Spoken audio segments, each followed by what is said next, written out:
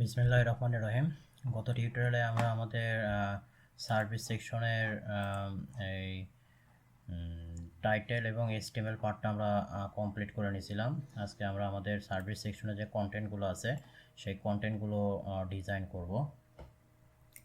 তো আমরা এটার এইচটিএমএল এটা দেখি, কোডগুলো দেখি। তো কন্টেন্টগুলো দেখেন, আমাদের এই যে মেইন একটা ডিপ আছে, এটা হচ্ছে যে র ডিপ। তো এই র ডিপের ভিতরে আমাদের এই যে কলামগুলো আছে। তো আমরা আগে যেহেতু জানি যে আমাদের যে র ডিপ থাকে বা যেটা মূল ডিপ বা প্যারেন্ট ডিপ যেটা থাকে সেটাতে আমাদের ডিসপ্লে ফ্লেক্স এটা আমাদের ব্যবহার করতে হয়। তো আমরা ধরুন এখানে বলে দিই যে ডিসপ্লে ফ্লেক্স। তো ডিসপ্লে ফ্লেক্স দিয়ে এটা যদি এখন রিফ্রেশ করি, রিফ্রেশ করলে দেখেন আমাদের এই যে যে কলামগুলো আছে সেই কলামগুলো কিন্তু আমাদের পাশাপাশি বসে গেছে। তো আমাদের এখানে দেখেন যে প্রথম যে রটা আছে এই রতে আমাদের 3টা কলাম এবং পরবর্তী রতে আমাদের 3টা কলাম চলে যাবে, কিন্তু আমাদের এখানে কিন্তু একটা রতেই কিন্তু 6টা কলাম বসে গেছে। তো আমরা এখন যেটা করব সেটা হচ্ছে যে এই যে 3টা কলাম মিলে আমাদের স্ক্রিনের যে হোয়াইটটা, সেই হোয়াইটটাই 3টা কলামের মধ্যে ভাগ করে দিব, আবার এই 3টা কলামের ভিতরে আবার আমাদের স্ক্রিনটা 100%টা ভাগ করে দিব। তাহলে 100কে যদি আমরা 3 দিয়ে ভাগ করি তাহলে আমাদের 33 পয়েন্ট সামথিং করে আসে। তো এখন আমরা যেটা করব, এই যে প্রত্যেকটা কলামের এটা করে হোয়াইট দিয়ে দিব। তো আমাদের কলামের ক্লাস হচ্ছে যে এই যে সার্ভিস কন্টেন্ট। তো আমরা সার্ভিস কন্টেন্টকে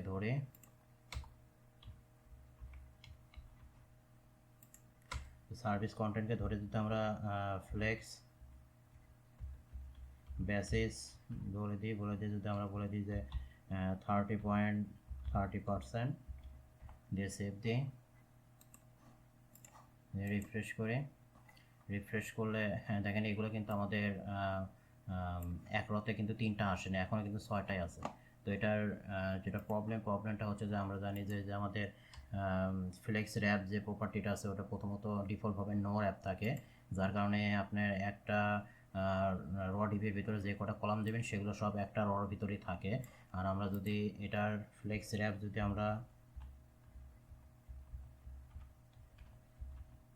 র্যাপ করে দিই, দিয়ে যদি এখন সেভ দিই, এখন রিফ্রেশ করলে দেখেন এই যে এখন কিন্তু আমাদের হোয়াইটগুলো নিয়ে নিয়েছে। এখন প্রত্যেকটা কলামের আমাদের 33% সামথিং করে নিয়ে নিয়েছে, যার কারণে আমাদের এই যে 100% হোয়াইটের ভিতরে এখন তিনটা করে কলাম এখানে দেখাচ্ছে।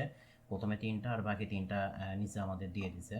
তো এখন আমরা যেটা করব সেটা হচ্ছে যে আমাদের এই কলামগুলোর ব্যাকগ্রাউন্ডে একটু আমরা কালার দিয়ে দিই।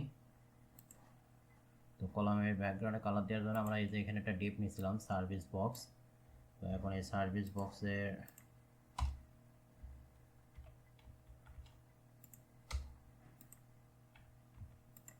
ব্যাকগ্রাউন্ড কালার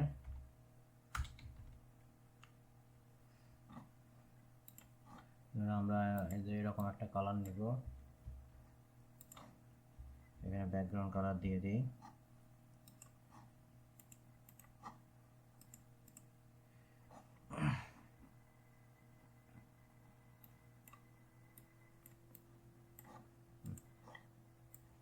দিলে যে আমাদের ব্যাকগ্রাউন্ডে কিন্তু কালার নিয়ে এনেছে। এখন আমাদের যেটা করতে হবে যে এই যে কলাম যেগুলো আছে এই কলামগুলোর মাঝে একটু আমরা স্পেস তৈরি করব। তো আমাদের যে কলামের যে ডিপটা আছে এই কলামের ডিপে আমরা যেটা করব, প্যাডিং প্রপার্টিটা ব্যবহার করব, যে প্যাডিং 10 পিক্সেল। তাহলে আমাদের কলামের চতুর্পাশে যে 10 পিক্সেল করে কিন্তু গ্যাপ ধরে নিয়েছে। তারপরে আমরা এই যে আমাদের কন্টেন্ট এগুলো যে বক্সের ভিতরে আছে সেটাতে আমরা একটু অ্যালাইনমেন্ট সেন্টার করে দিই, এগুলোকে সব সেন্টার করে নিই, কারণ আমাদের এখানে কন্টেন্টগুলো সব সেন্টারে আছে। তো আমাদের এই কন্টেন্টগুলো হচ্ছে যে সার্ভিস বক্সের ভিতরে আছে, এই যে এই কন্টেন্টগুলো কিন্তু সব আছে আমাদের এই সার্ভিস বক্সের ভিতরে। তাহলে সার্ভিস বক্সে আমরা এখানে বলে দিই যে টেক্সট অ্যালাইন সেন্টার দিলে আমাদের এই যে কন্টেন্টগুলো সব সেন্টারে চলে আসছে। এখন আমরা এই সার্ভিস বক্সের ভিতরে কিছু স্পেস তৈরি করে নিই। তো এটাতে আমরা কিছু প্যাডিং ব্যবহার করি, টপে বটমে আমি একটু বেশি দিচ্ছি 40 পিক্সেল, আর লেফট রাইটে আমি দিলাম 25 পিক্সেল করে দিলাম। দিয়ে আমরা একটু স্পেস তৈরি করে নিলাম এর ভিতরে। এখন আমরা আসি হচ্ছে এই যে আমাদের যে কন্টেন্টগুলো আছে, এই কন্টেন্টগুলো নিয়ে একটু ডিজাইন করব। তো কন্টেন্টগুলো হচ্ছে যে আমাদের প্রথম আছে হচ্ছে যে service box span, service box H3, আর সার্ভিস বক্স হচ্ছে যে P। তো এই সিলেক্টরগুলো আগে আমরা এখানে নিয়ে নিই। সার্ভিস বক্স স্প্যান, তারপরে হচ্ছে যে সার্ভিস বক্স H3, আর আছে হচ্ছে যে আমাদের সার্ভিস বক্স P। এগুলো আমার দরকার না, এগুলো আমি বাদ দিচ্ছি। তো স্প্যানের আমাদের এখানে যে ডিজাইনটা আছে, তো স্প্যানের দেখেন চতুর্পাশে একটা বর্ডার দিয়ে আছে, এটা একটু কালার চেঞ্জ করা আছে, সাইজটা একটু বড় করা আছে, এর হাইট ওয়াইট ইউজ করা আছে, নিচে একটু প্যাডিং ব্যবহার করা আছে।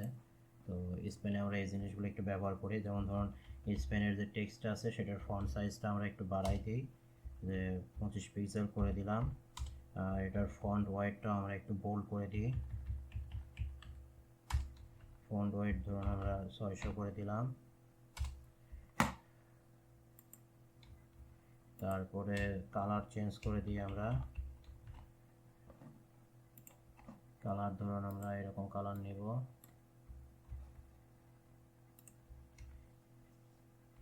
তারপরে এটার একটা বর্ডার দিই, যে বর্ডার আমরা দিলাম 2 পিক্সেল ডটেড, এই কালারই দিব আমরা।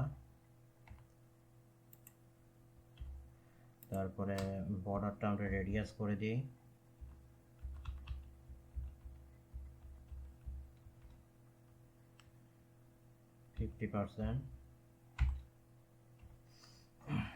সেভ দিই।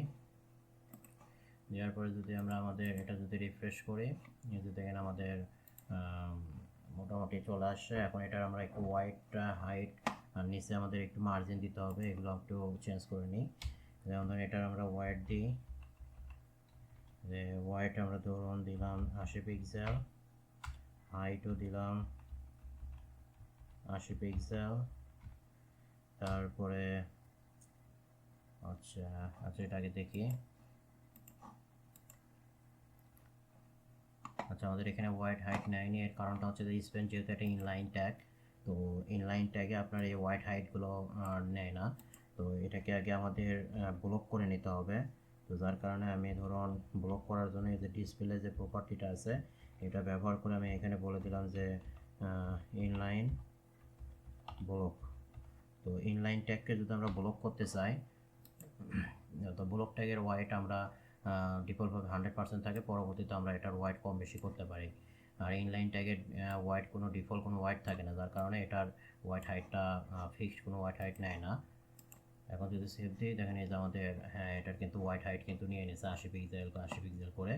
আর এখন এটা আমরা চাচ্ছি যে ভার্টিক্যালি একটু সেন্টারে নিয়ে আসবো লেখাটা। তো ভার্টিক্যালি সেন্টারে নিয়ে আসতে গেলে সহজে যদি আমরা নিতে চাই তাহলে আমরা এই যে লাইন হাইট যে প্রপার্টিটা আছে এটা ব্যবহার করে জাস্ট আমাদের হাইট যেটা আছে, হাইট হচ্ছে 80 পিক্সেল, আমরা এটার পিক্সেলটাও দিয়ে দিলাম 80 পিক্সেল। আমরা সেভ দিই, রিফ্রেশ করি, রিফ্রেশ করলে এই যে দেখেন আমাদের এখন এটা সেন্টারে চলে আসছে। তারপরে এটার নিচে আমরা একটু স্পেস তৈরি করে দিই। তো এটার নিচে ধরুন মার্জিন বটম আমি নিলাম 15 পিক্সেল হোয়াইট মার্জিন নিচ্ছি, স্পেস নিচ্ছি 15 পিক্সেল করে স্পেস নিয়ে নিচ্ছে। তারপরে ধরুন আমরা যেটা করব সেটা হচ্ছে এখন H3-র কাজগুলো করি। তো H3-র আমরা একটা কালার দিই, আমরা কালারটা আমরা হচ্ছে যে এই যে এরকম ব্ল্যাক কালার ব্যবহার করব। তারপরে এটার ফন্ট সাইজ ইউজ করি, ফন্ট সাইজ দিলাম আমি 20 পিক্সেল। তারপরে ফন্ট হোয়াইট আমরা একটু ব্যবহার করে দিই,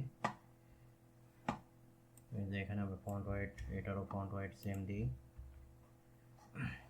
সেভ দিই, রিফ্রেশ করলে মোটামুটি আমাদের ডিজাইন হয়েছে। এখন এর নিচেও আমরা একটু স্পেস তৈরি করে নেব। আচ্ছা, এটা 20 পিক্সেল দিয়ে দিই। আর এখানে আমরা হচ্ছে যে মার্জিন বটম, এই স্থিরের মার্জিন বটম নিয়ে হচ্ছে যে 10 পিক্সেল।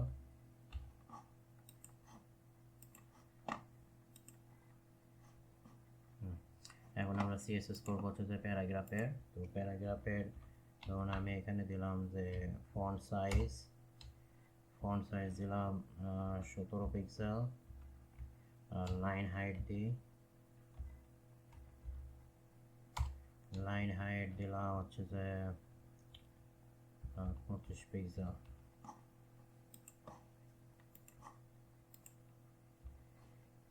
মোটামুটি আমাদের টেক্সটের আমাদের ডিজাইনটা মোটামুটি আমাদের হয়ে গেছে। আর আমরা চাইলে এর মাঝখানে যে স্পেসটা এটা আরেকটু বাড়াই দিই। এটা 10 পিক্সেল করে দিচ্ছি, তো আমরা 15 পিক্সেল করে দিই। এখন মোটামুটি ভালো আছে। তো আমাদের এই কন্টেন্টের ডিজাইন কিন্তু আমাদের মোটামুটি আমাদের কন্টেন্টের ডিজাইন শেষ। এখন আমরা যেটা করব সেটা হচ্ছে যে আমাদের এখানে যে হভারের যে কাজগুলো আছে সেই হভারের কাজগুলো একটু অ্যাপ্লাই করব। তো এখানে দেখেন আমাদের এখানে যে আমরা যখন এই বক্সের উপর হভার করতেছি তখন কিন্তু এখানে একটা বর্ডার চলে আসতেছে। তো আমরা এখন এইরকম একটা ইফেক্ট তৈরি করি আগে। তো আমাদের হভার করতে হবে বক্সের উপরে। তো এই ব্যাকগ্রাউন্ড কালার যেটা আছে এটার উপরে যখন মাউস নিয়ে যাব তখনই আমাদের একটা বর্ডার চলে আসবে।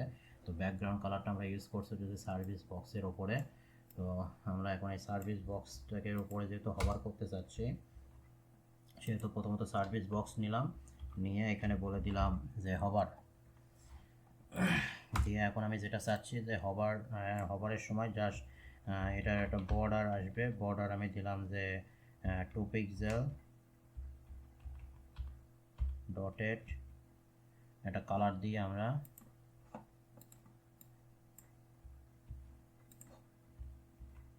এই 2 পিক্সেল ডটেড কালার দিলাম। এখন এটা সেভ দিই, দিয়ে যদি রিফ্রেশ করার পরে দেখেন আমি হভার করতেছি এবং কিন্তু হভারের সময় বর্ডারটা চলে আসতেছে। আর এটা যাতে আর এখানে একটা প্রবলেম দেখেন যে হভার করতেছি আমি, হভারের সময় যে বর্ডার যখন আসতেছে তখন আমার নিচের যে কলামগুলো আছে এই কলামগুলো কিন্তু নড়াচড়া করতেছে। তো এটার কারণটা হচ্ছে যে আমরা এই যে হভারের সময় যেহেতু 2 পিক্সেল বর্ডার দিছি, তো এটা কিন্তু এক্সট্রা 2 পিক্সেল একটা বর্ডার অ্যাড হচ্ছে, যেটা আমাদের এই সেকশনে ছিল না। তো এই যে এরকম যাতে আপনার এর উপরে মাউস নিয়ে গেলে যাতে নিচের কলামগুলো যাতে নড়াচড়া না করে, এই জন্য আমরা যেটা করব সেটা হচ্ছে যে আমরা যে বক্সে সিলেক্টরের উপর হভার করতে চাচ্ছি সেখানে আমরা এই 2 পিক্সেলের আগে একটা বর্ডার দিয়ে রাখবো।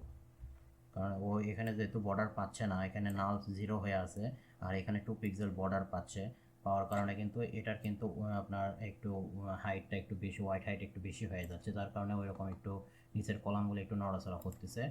তো যার কারণে আমরা যেটা করবো এখানে 2 পিক্সেল ডটেড যেটা করবো সেটা হচ্ছে যে একটু এইরকম ব্যাকগ্রাউন্ড কালারের মতো একটা বর্ডার দিয়ে রাখবো যাতে সেটা দেখা না যায়। ধরুন এইরকম বর্ডারের কালারে আমরা দিয়ে দিচ্ছি।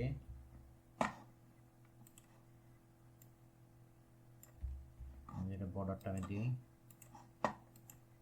দিলে দেখেন এই যে আমার বর্ডার কিন্তু এখন নিয়ে নিছে, কিন্তু যেহেতু আমি সেম বর্ডার দিছি যেহেতু যার কারণে দেখা যাচ্ছে না। তো এখন দেখেন এই যে হভার করতেছে আমাকে নিচের বক্সগুলো কিন্তু আমার নড়াচড়া করতেছে না।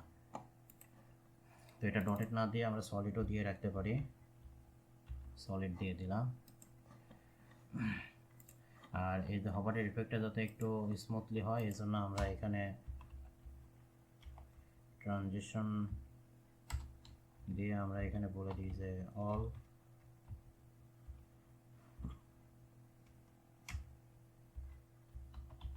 7 দিয়ে দিই আমরা, 7 মিলিসেকেন্ড। আর এটার ব্রাউজার প্রিফিক্সটা আমরা দিয়ে দিই। এটা গুড প্র্যাকটিস হলো আপনারা সবসময় একটু ব্রাউজারে যে প্রিফিক্সটা আছে সেটা ব্যবহার করে কাজ করবেন যখন এই প্রপার্টিটা ব্যবহার করবেন।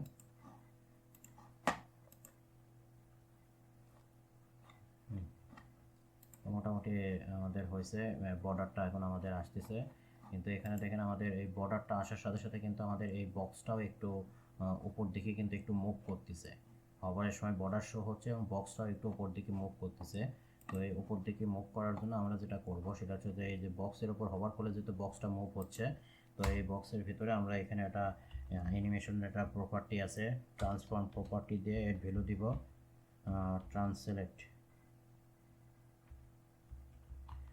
ট্রান্সলেট ওয়াই, এটা দিলাম, ভ্যালুটা দিলাম। তো এই ট্রান্সফর্মের অনেকগুলো প্রপার্টি আছে, আর এই ট্রান্সফর্ম প্রপার্টিটা মূলত হচ্ছে যে অ্যানিমেশনের কাজগুলো করার ক্ষেত্রে এটা বেশি ব্যবহার করা হয়। তো এটার ভ্যালুটা দিলাম ট্রান্সলেট। তো ট্রান্সলেট এই ভ্যালুর কাজ হচ্ছে যে এটা হরিজন্টালি এবং ভার্টিক্যালি আপনার কলামগুলোকে একটু আপ ডাউন করাবে, যেমন পজিশনটা একটু চেঞ্জ করে নিয়ে যায়। যেমন ধরেন আমরা যদি এখন এটাতে দিয়ে দিই যে হরিজন্টালি ওয়াই, মানে হরিজন্টালি সরি এটা হরিজন্টালি ভার্টিক্যালি হবে, মানে টপ টু বটম।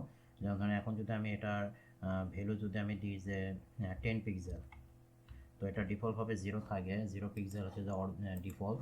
এবং 10 পিক্সেল যদি দিই, এখন যদি এটা রিফ্রেশ করি, এখন দেখেন সরি এটা না, রিফ্রেশ করার পরে এখন যদি এটা করি আবার কি হয়েছে, ও সরি এর ভিতরে সেমিকোলন পড়ে গেছে।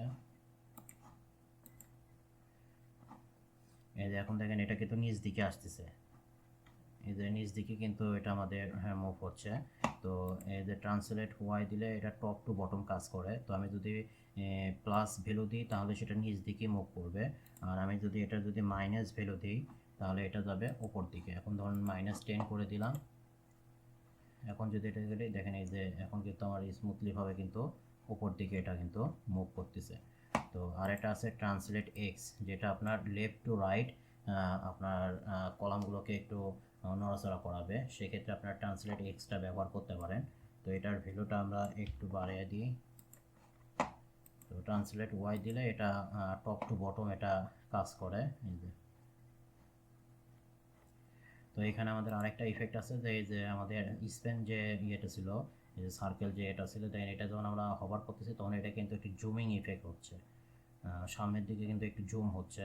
তো এই জুমিং ইফেক্টগুলো করতে হয় আপনার এই এই ট্রান্সফর্ম প্রপার্টির মাধ্যমেই।